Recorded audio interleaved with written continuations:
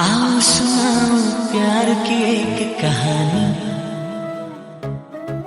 एक था लड़का एक थी लड़की दीवानी।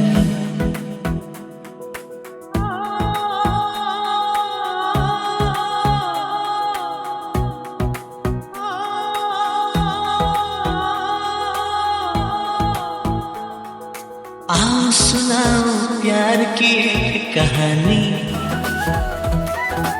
एक था लड़का एक थी लड़की दीवानी।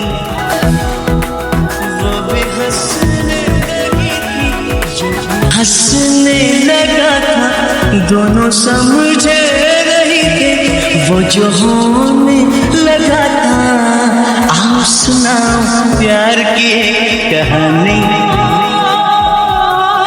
एक था लड़का एक थी लड़की दीवानी।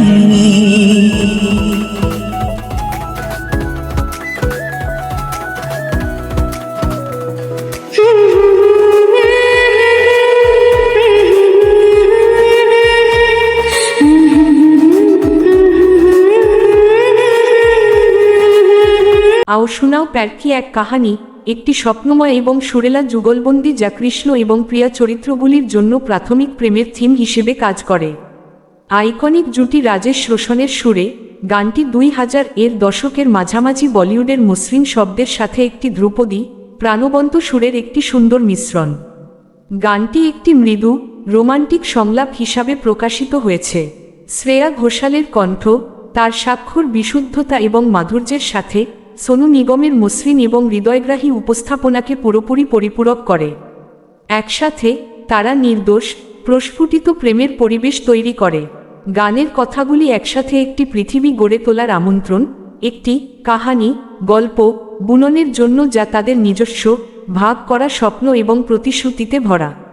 ম্যাকাও পাহাড়ের শ্বাসরুদ্ধকর সবুজ এবং কুয়াশাচ্ছন্ন পটভূমির বিপরীতে দৃশ্যমান উপস্থাপনা গানের জাদুকরী গুণকে আরও বাড়িয়ে তোলে। প্রধান অভিনেতা ঋত্বিক রোশন এবং প্রিয়াঙ্কা চোপড়া খেলাধুলার প্রেমের অবস্থায় চিত্রিত হয়েছেন। গানটি তাদের লাজুক দৃষ্টি লাজুক হাসি এবং তাদের স্নেহের ধীরে ধীরে গভীরতা।